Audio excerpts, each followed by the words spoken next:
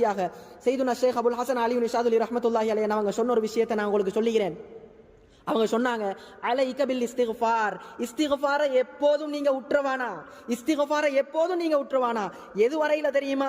வலவுலம் யகுன் ஹுனாக தம்புன், உங்களோட பதிவேட்டில் உங்களுக்கு ஒரு பாவம் இல்லையென்று உங்களுக்கு தெரியும். அப்படி இருந்தாலும் சரி, நீ பாவமே செய்யலன்னு இருந்தாலும் இஸ்திக்ஃபாரை மட்டும் உற்றாத வாப்பான்னு சொல்லி யார் சொன்னாங்க?